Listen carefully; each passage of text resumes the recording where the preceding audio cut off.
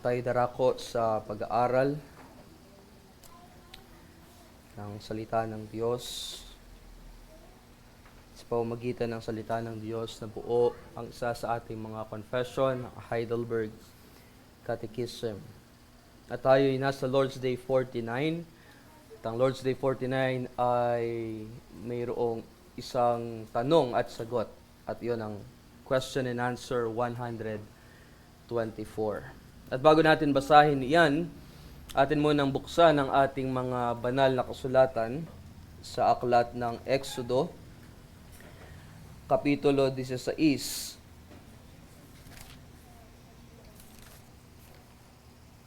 Exodus chapter 16.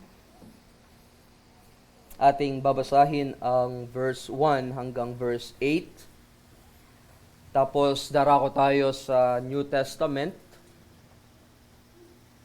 Bubuksan natin sa 2 Corinthians chapter 12 verses 1 to 10 naman ang ating babasahin.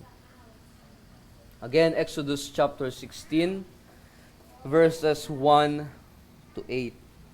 Ito ang sinasabi ng buhay na salita ng Diyos.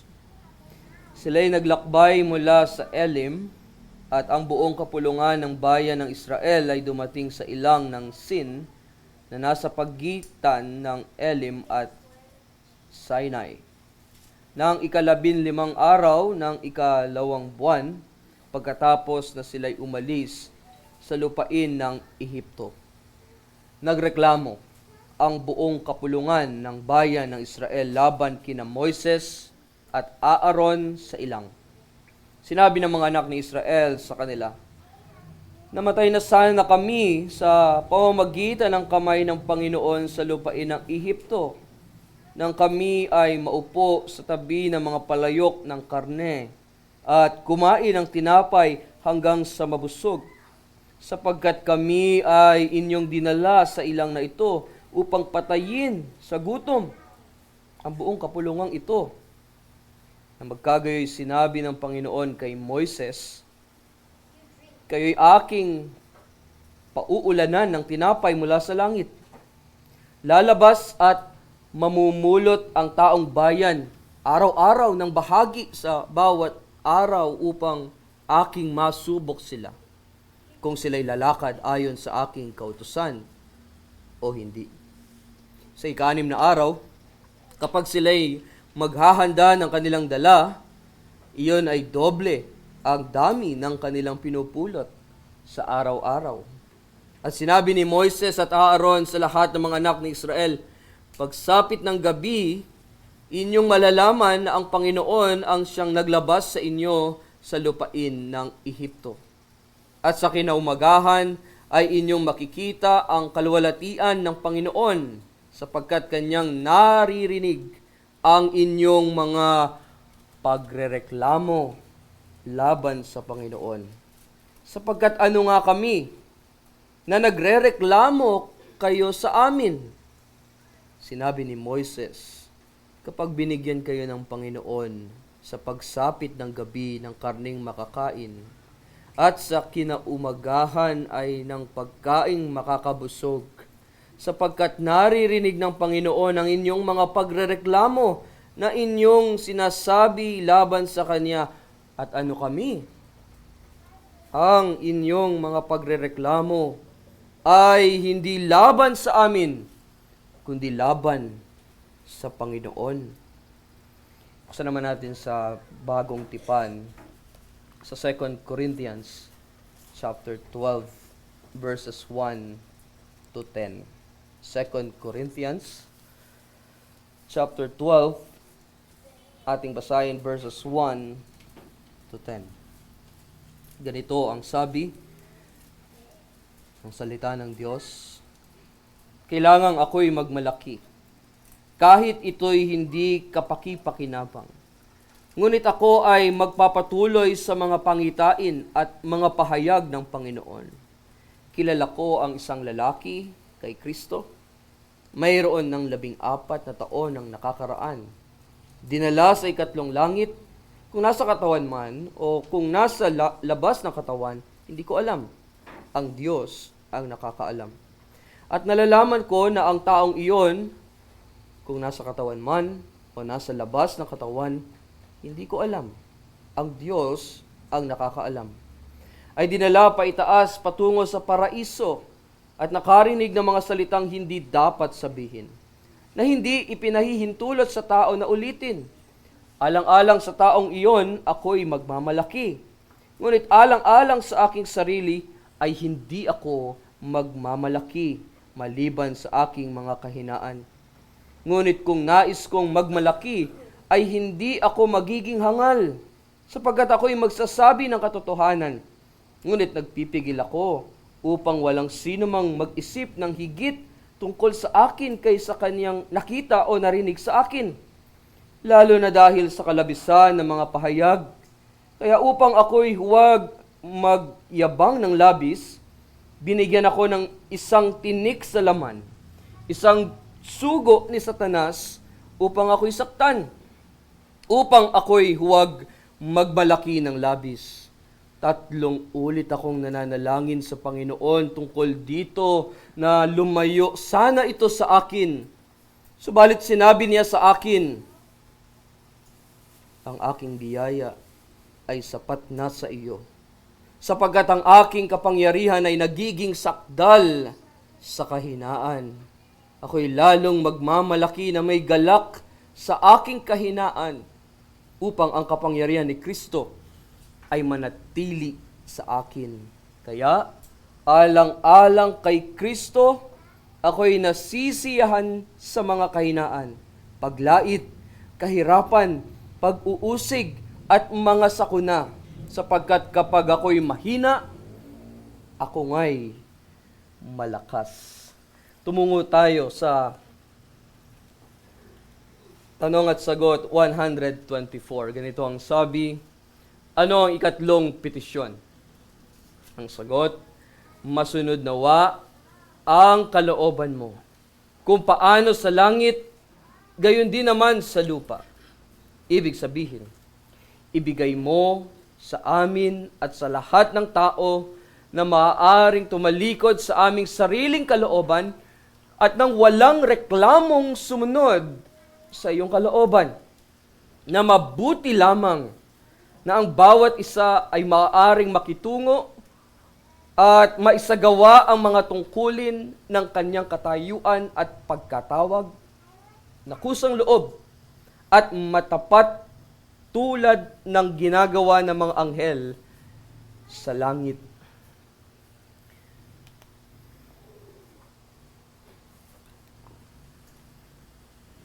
Mga minamahal na kapatid, sa ating Panginoong Hesukristo, ang nais ng Diyos ay sundin at tanggapin natin ang kaniyang kalooban, ang kaniyang mabuting kalooban. Ngunit, ano nga ba ang karaniwang tugon natin sa mga kalooban ng Diyos? Ang totoo niyan, ang madalas na nagiging tugon natin ay magreklamo. Tutol tayo sa kalooban na iyan ng Diyos. Maaring sa gobyerno, nagrereklamo tayo dahil hindi sapat, let's say, ang ayuda na ibinibigay sa mga nangangailangan, lalo na sa panahon ng kalamidad. Tayo pinapaalalahanan na hindi sa mga gayon tayo umaasa, kundi ang ating tiwala ay nasa Panginoon lamang. Ang ating saklolo ay nasa pangalan lamang ni Jehovah. Maaring sa trabaho, nagrereklamo tayo dahil sobrang dami ng ating ginagawa. Tayo'y maraming trabaho, maraming nakaka-stress, nai-stress ka, nai-stress tayo sa ating trabaho. Maaring sa pamilya, nagrereklamo tayo dahil mayroong hindi pagkakaintindihan. Maaring sa eskwelahan, sa ating mga estudyante, nagrereklamo tayo dahil sobrang dami ng homework. Ang daming takdang aralin. At let us take note na ang pagrereklamo ay hindi lamang sa pamamagitan ng ating bibig o sa pamamagitan ng ating mga sinasabi, kundi ang pagrereklamo ay maging sa ating mga kinikilos, sa ating mga iniisip, sa ating mga ginagawa, sa ating puso. Totoo nga na kung minsan ay nagrereklamo rin tayo laban sa kalooban ng Diyos. At dito, sa ating pag-aaral, mayroong dalawang aspeto ng kalooban ng Diyos. Ang una ay ang lihim na mga kalooban ng Diyos, secret will, o mga nakatagong kalooban ng Diyos. At yung pangalawa ay ang revealed will, o mga ipinahayag na kalooban ng Diyos. Ang lihim na kalooban ng Diyos ay ang hindi nagbabagong layunin at plano na mayroon ang ating Panginoon. Tinatawag itong lihim o nakatago dahil wala tayong ideya kung ano ang susunod na mangyayari. Ikaw ba alam mo ang mangyayari bukas? Yung tanong na, ano ang kalooban ng Diyos sa mga susunod na araw? At kung minsan, ang totoo, nagre-reklamo tayo tungkol dito. Ngunit mayroon ding maraming bahagi ng kalooban ng Diyos na ipinahayag na sa pamamagitan ng kaniyang banal na salita. Ipinahayag sa atin ng Diyos ang maraming bagay. Binigyan niya tayo ng kaniyang banal na salita.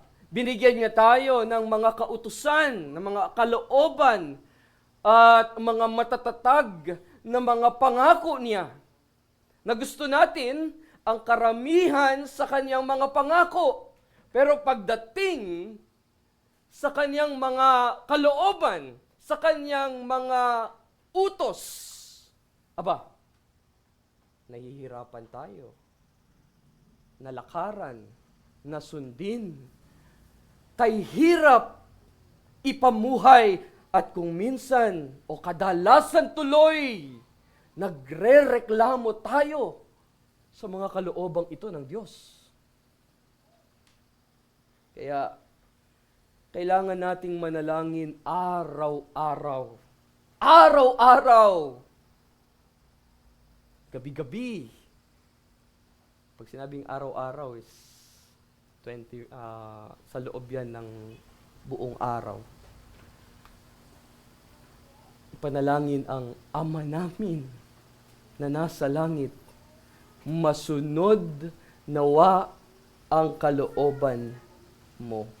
Kaya ating titignan ang ikatlong petisyon ng the Lord's Prayer dito sa ating paksa na Ama, masunod nawa ang kalooban mo.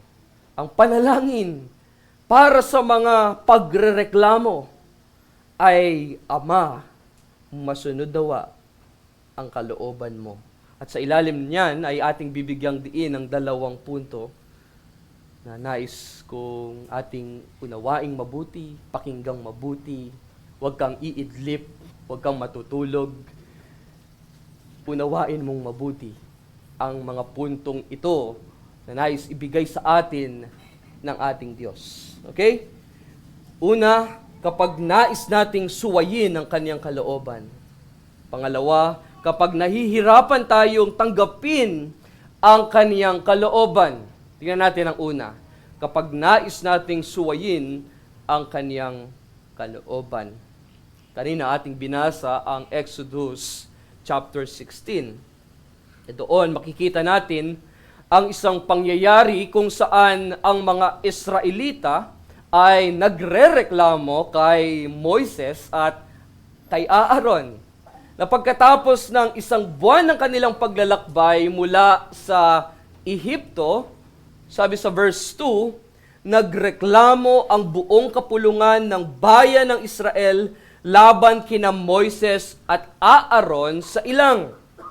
Ang reklamo ng mga Israelita ay nakatuon sa kanilang kagustuhan na bumalik sa Ehipto, na kung saan sila ay kumakain ng masasarap na pagkain sa kanilang pag-aakala na mas mabuti pang mamatay sa Ehipto kaysa sa magdusa sa gutom doon sa ilang. Yun sinabi sa verse 3, hindi ba?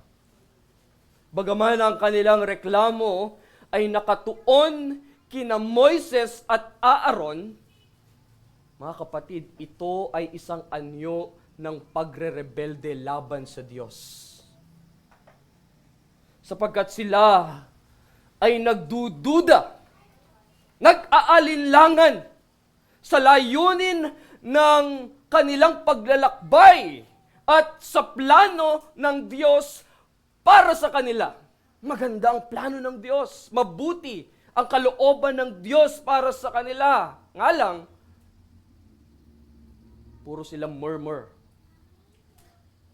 Ipinapakita nito ang kanilang kawalan ng tiwala sa kakayahan o sa magagawa ng Diyos na pangalagaan sila sa kanilang paglalakbay. Ngunit sa kabila ng pagrereklamo at kawalan ng tiwala ng mga Israelita, ipinakita ng Diyos ang kanyang kahabagan at ang kanyang kabutihan. Diba sabi sa verses 4 to 5, Exodus 16, verses 4 to 5, ang sabi, kayo'y aking pauulanan ng tinapay mula sa langit. Lalabas at mamumulot ang taong bayan araw-araw ng bahagi sa bawat araw upang aking masubok sila. Kung sila'y lalakad ayon sa aking kautusan o hindi, sa ika-6 na araw, kapag sila'y maghahanda ng kanilang dala, iyon ay doble. Ang dami ng kanilang pinupulot sa araw-araw. So, what does it mean? Ngunit, nangyayari, binabaliwala pa rin ng ilang mga Israelita ang sinabi ng Diyos. May ilan sa kanila ang nagtangkang mag-imbak ng mana o mag-ipon ng tinapay sakaling hindi tuparin o gawin ng Diyos ang kanyang pangako na magbigay araw-araw. At ang iba naman ay nabigong mangalap ng doble bago ang araw ng Sabat. Sa huli, akala nila ay mas magaling sila kaysa sa Diyos. Ayaw nilang magtiwala sa kalooban ng Diyos. Dahil ito'y walang kahulugan para sa kanila. Ayaw nilang sundin ang mga utos ng Diyos dahil masyadong mahirap ang mga ito para sa kanila.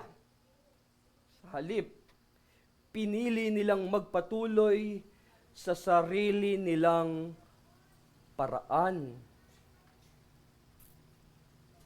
Hindi nalalayo, mga kapatid. Ganyan-ganyan tayo. Tayo rin ay mga reklamador. Tayo rin ay nagre-reklamo laban sa kalooban ng Diyos. Kapag sinasabi ng Diyos na magtiwala tayo sa Kanya, kadalasan ay naghahanap tayo ng sariling paraan ng seguridad. Dahil natatakot tayong magtiwala ng lubusan, magtiwala ng buong-buo. Yung lahat ng pagtitiwala natin, ibibigay natin sa Kanya. Sa halip na tayo magtiwala sa Diyos para sa tamang trabaho, tayo ay nagiging workaholic, nag-o-overwork para lamang matiyak na hindi tayo mawawalan ng kabuhayan. Kaya kahit Lord's Day, nagtatrabaho tayo. Kapatid, hindi yan ang mabuting kalooban ng Diyos. Pagrereklamo yan. Pagrebelde yan sa Diyos. Pinipilit natin ang sarili o ang ating mga anak na pumasok sa prestihiyosong mga paaralan kahit nalabis ang hirap at gastos. Iniisip natin na ito lamang ang paraan para sa magandang kinabukasan. Nag-i-invest tayo ng labis-labis sa mga insurance at mga investment plan. Iniisip na ito lamang ang makakapagbigay ng katiyakan sa ating kinabukasan. Patuloy tayong gumagawa ng mga detalyadong plano para sa ating buhay, mula sa karera hanggang sa retirement, dahil natatakot tayo na magtiwala sa plano, sa magagawa ng Diyos sa ating buhay. Kapag sinasabi niya na sundin ang kanyang paraan, iniisip natin na mas alam natin ang mabuti para sa atin. Tayo ang mas magaling, hindi ang Diyos. Sa halip na patawarin natin ang mga nagkasala sa atin, pinipili nating magtanim ng galit at maghiganti. Iniisip na hindi sila karapat-dapat sa ating pagpapatawad. Sa halip na sundin natin ang mga prinsipyong biblikal sa pagpili ng asawa, pinipili natin base sa panlabas na anyo o pansariling kagustuhan. Sa halip na magbigay tayo ng tapat, iniisip nating mas mabuti ang magtipid at unahin ang sarili.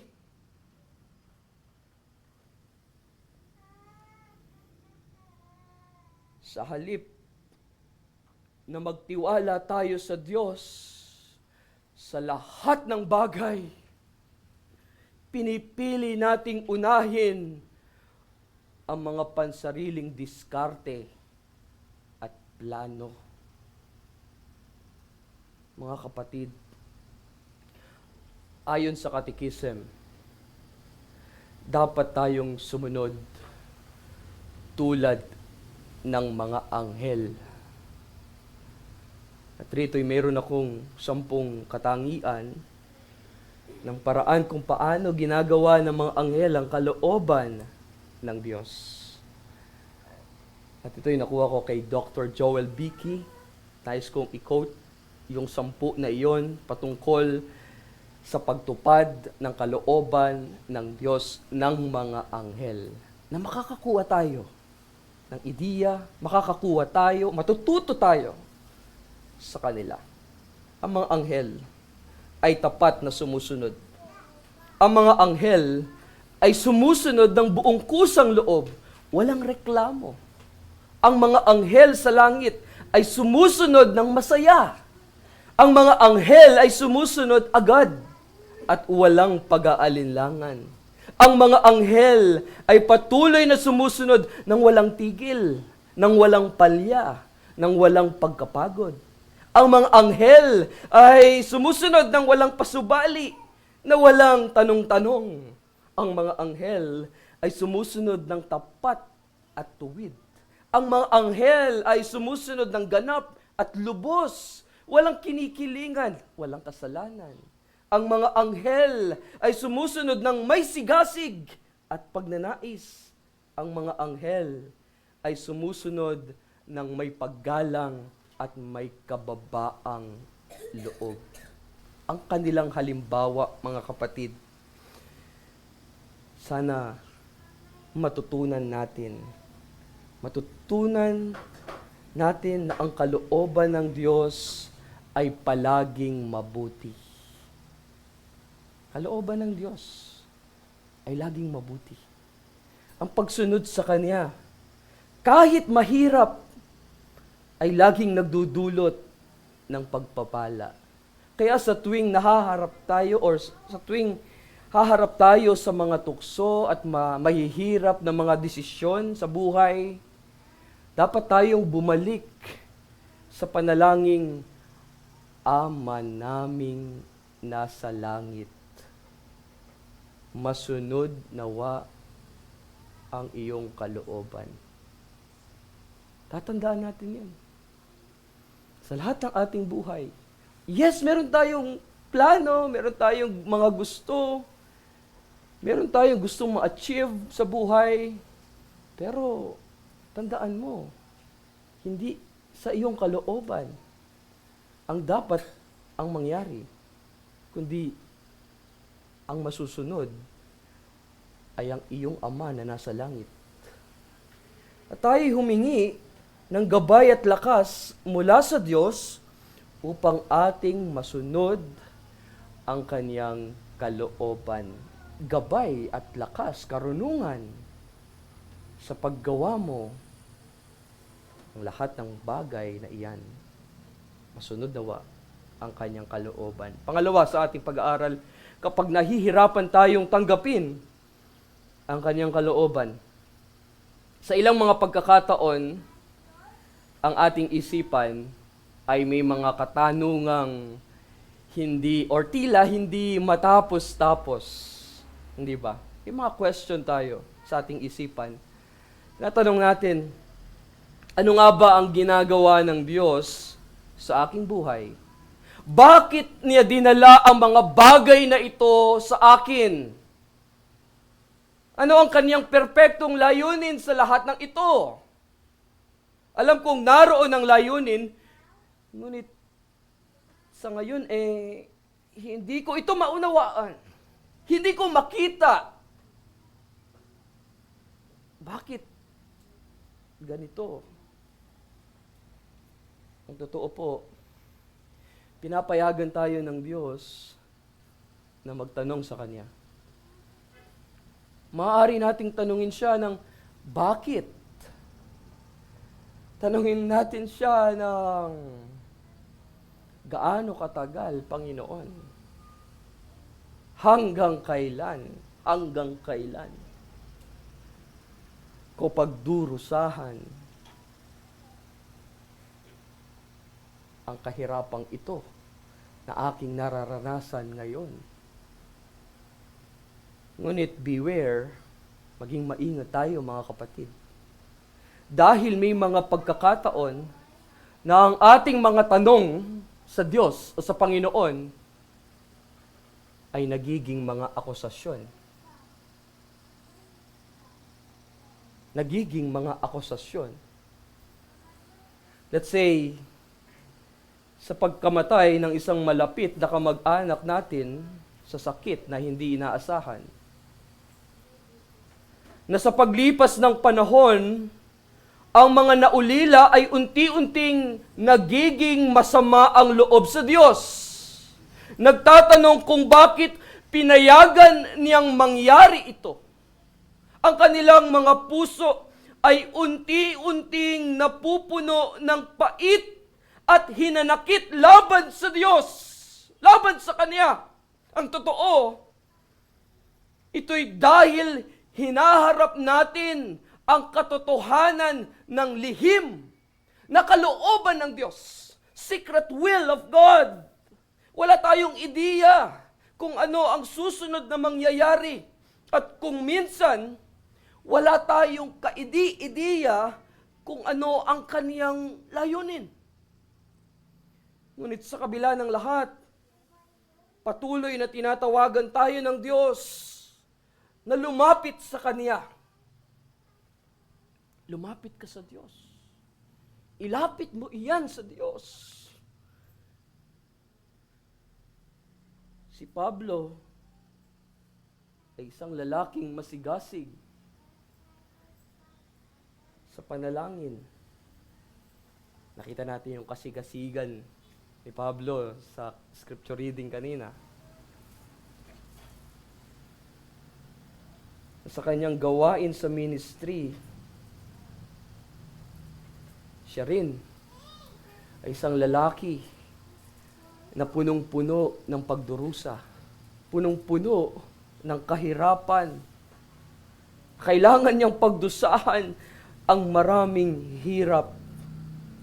At bago nga yung ating scripture reading kanina sa 2 Corinthians chapter 12, binanggit niya sa previous chapter, sa 2 Corinthians chapter 11, verses 23 to 28, ang lahat ng kanyang pinagdusahan alang-alang sa pangalan ng ating Panginoong Jesus. Kung ating babasahin verses 23 to 28, sabi niya, lalo pa ako na mas maraming pagpapagal, mas maraming pagkabilanggo, nang di mabilang na bugbog at malimit na mabingit sa kamatayan. Sa mga Hudyo ay 5 ulit akong tumanggap ng 40 hagupit, kulang ng 1. 3 ulit na ako'y hinampas ng mga pamalo. Minsan ako'y pinagbabato. 3 ulit na akong nawasakan ng barko. 1 araw at 1 gabing nasa laot.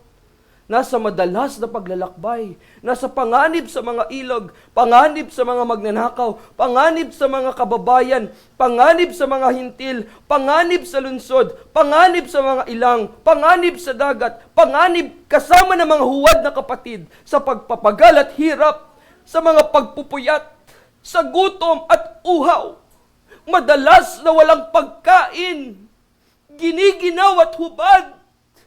Bukod sa mga bagay na nasa labas, ako'y araw-araw na nabibigatan sa alalahanin para sa mga iglesia. And then pagkatapos noon sa chapter 12, 2 Corinthians chapter 12, sinalaysay ni Apostol Pablo kung paano pinahintulutan ng Diyos si Satanas. Nabigyan siya ng isang tinik sa laman. Doon sa verse 7.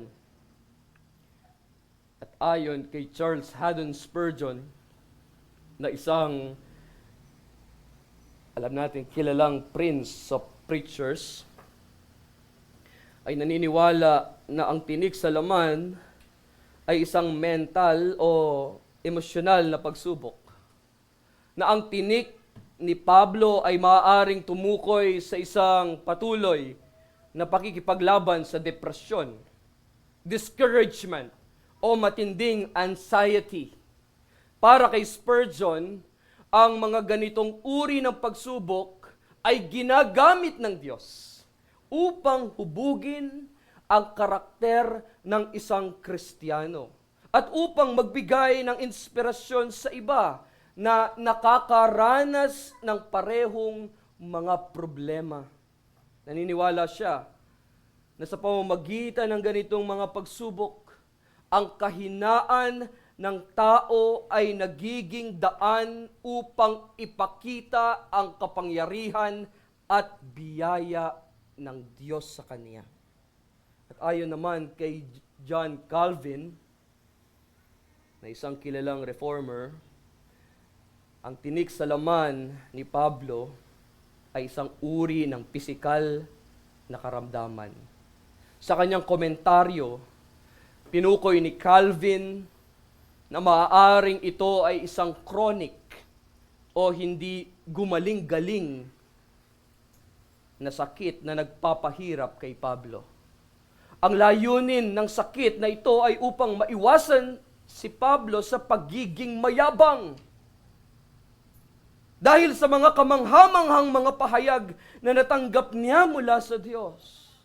Sa kabila ng kanyang mga tagumpay at espiritual na karanasan, ang sakit ay nagsilbing paalala na siya ay umaasa lamang sa biyaya ng Diyos at hindi sa kanyang sariling kakayahan. So ano man ang interpretasyon, ang tinik na iyan sa laman ni Apostol Pablo ay masakit, mahirap, mapang-api. Tuloy, nasabi ni Pablo doon sa verse 8, sabi niya doon sa verse 8, 2 Corinthians chapter 12, verse 8, sabi niya, 3 ulit, akong nanalangin sa Panginoon tungkol dito, na lumayo sana ito sa akin. Hindi ibig sabihin na basta na lamang niyang binanggit ito sa ilang maikling pagkakataon, kundi sa halip, nangangahulugan ito na taimtim siyang nanalangin at nagdusa dahil sa kanyang tinik ng mahabang panahon sa 3 magkakahiwalay na okasyon na sa bawat pagkakataon, buong puso at buong kaluluwa niyang ipinagkatiwala ang kaniyang sarili sa Diyos. Humihiling siya na alisin ang kaniyang paghihirap, na 3 beses niyang hiniling sa Diyos na magpakita ang Diyos ng awa, ng kahabagan, na tanggalin ng Diyos ang tinik na nagpapahirap sa kanya. At marahil tayo rin merong tinik na kinakaharap natin na nagbibigay ng kahinaan, ng kahirapan, ng pagdurusa sa ating buhay. Ito'y tiyak na mahirap para kay Pablo na maunawaan kung bakit pinahintulutan ng Diyos na magkaroon siya ng ganitong mabigat na pasanin o dala-dala sa kanyang kaisipan. Maaaring nagtaka siya kung bakit kailangan niyang tiisin ang ganitong uri ng paghihirap. Maaari niyang maisip kung gaano pa karaming gawain para sa Diyos ang magagawa niya kung wala yung tinik sa laman na iyon na nasa kanyang buhay. Maaring iniisip din niya na mas magiging epektibo siya sa kaniyang misyon kung hindi siya nahaharap sa ganitong uri ng pagsubok. At totoo dito masasabi nating nahirapan si Pablo sa pagtanggap sa kalooban ng Diyos. Ngunit sa wakas, natanggap niya ang sagot ng Diyos sa kaniyang panalangin. Anong sagot ng Diyos? Hindi ko aalisin ang tinik na yan sa iyong laman. Anong sabi ng ating Panginoong Jesucristo? Sinabi ng Diyos kay Pablo sa verse 9, ang aking biyaya ay sapat na sa iyo. Sapagkat ang aking kapangyarihan ay nagiging sakdal sa kahinaan. Bagamat maaaring magdulot ng mas malaking lakas at mas epektibong gawain ng kagalingan, nais ng Diyos na manatiling mahina si Pablo. Dahil sa ganitong paraan, mas malinaw na nakikita ang lakas ng Panginoon sa buhay ni Pablo. Ang prinsipyo na ito ay laging totoo. Sa tuwing nababawasan ang kakayahan ng tao at ipinapakita natin ang ating kahinaan, doon lalo lumilitaw ang banal na lakas ng Panginoon.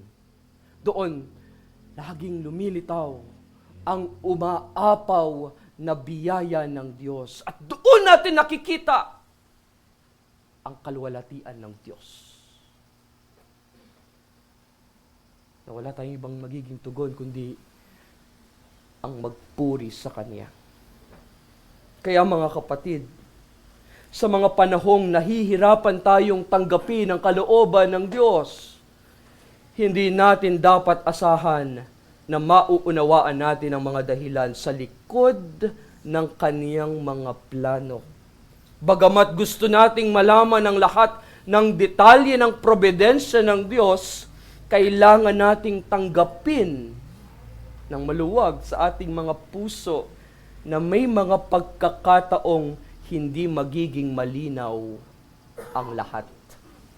Minsan, hindi natin makikita ang kabutihan ng Diyos sa lahat ng kanyang mga ginagawa.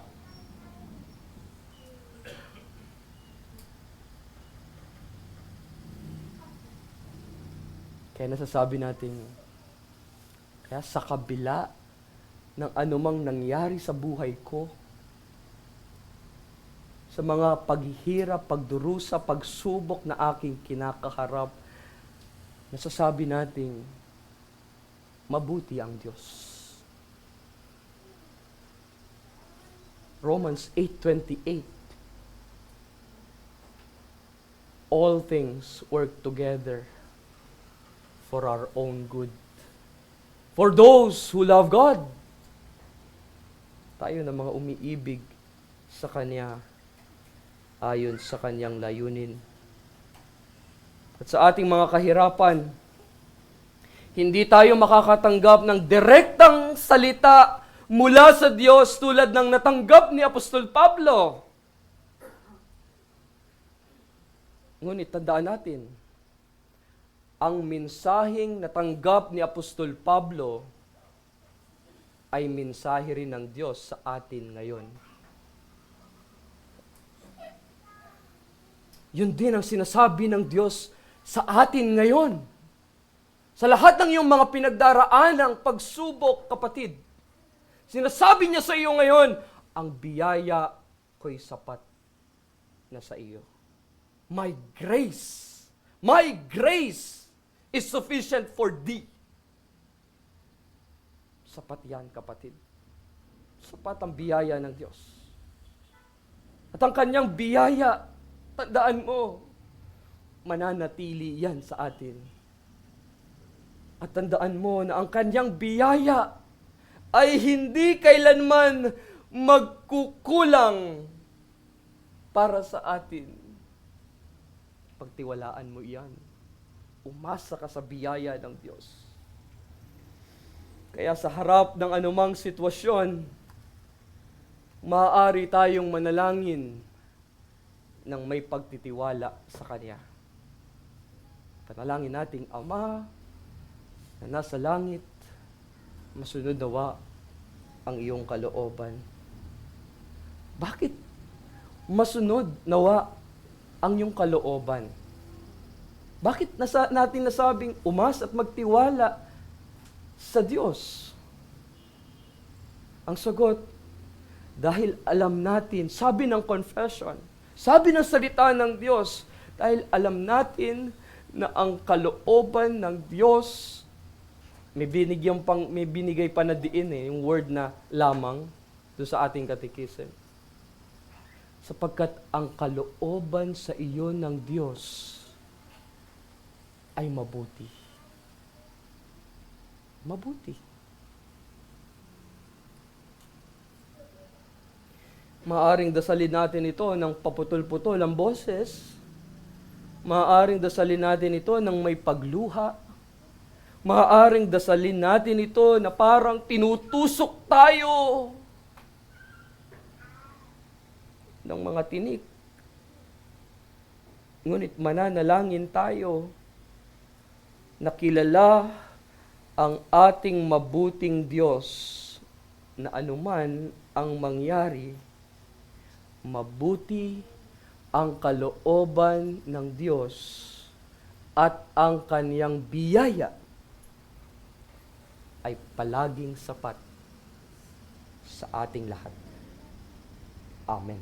Tayo manalangin sa Diyos.